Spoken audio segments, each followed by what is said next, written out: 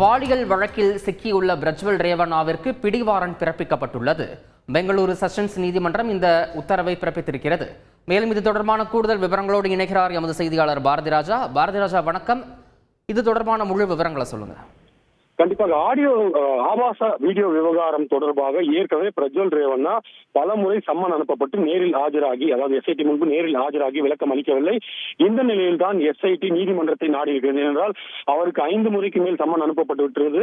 தற்போது வரை அவர் விசாரணைக்கு ஆஜராகவில்லை. விசாரணைக்கு வருவதாக 7 நாட்களில் ஆஜராவதாக அவரது வழக்கறிஞர் மூலம் கடிதம் கொடுத்திருந்தார். ஆனால் அந்த கால அவகாசம் கூட தாண்டிவிட்டது. ஆனால் விசாரணைக்கு ஆஜராகவில்லை. எனவே அவரை கைது செய்ய தங்களுக்கு அதிகாரம் வழங்க வேண்டும் என நீதிமன்றத்தை நாடியது எஸ்ஐடி. அதன்படி பெங்களூரு செஷன்ஸ் நீதிமன்றம் தற்போது அதற்கான பிடிவாரண்டுக்கான உத்தரவை பிறப்பித்திருக்கிறது. ஏற்கனவே பிரஜ்வல் ரேவண்ணா மீது ப்ளூ கார்னர் நோட்டீஸ், அதாவது அவர் எங்கிருக்கிறார், எந்த நாட்டில் இருக்கிறார் என்பது குறித்து அறிய ப்ளூ கார்னர் நோட்டீஸ் கொடுக்கப்பட்டிருக்கிறது. இந்த நிலையில் கைது வாரண்டும் பிறப்பிக்கப்பட்டிருப்பதால் அடுத்த கட்ட பிரச்சனை பிரஜ்வல் ரேவண்ணாவிற்கு ஏற்பட்டிருக்கிறது.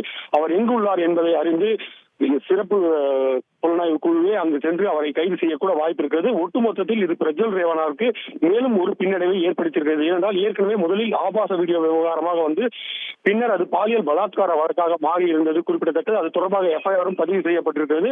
376வது பிரிவின் கீழ் வழக்கு பதிவு செய்யப்பட்டிருப்பதால் இந்த வழக்கில் அவர் கட்டாயம் கைதாக வேண்டிய ஒரு சூழல் உருவாகி இருக்கிறது. எனவே விசாரணைக்கும் ஆஜராகவில்லை என்ற ஒரு நிலை இருப்பதால் அவரை கைது செய்ய தீவிரம் காட்டி வருகிறது சிறப்பு புலனாய்வு குழு. விரைவில் அவர் கைது செய்ய வாய்ப்பு இருக்கிறது. கூடுதல் விவரங்களுக்கு நன்றி பாரதிராஜா.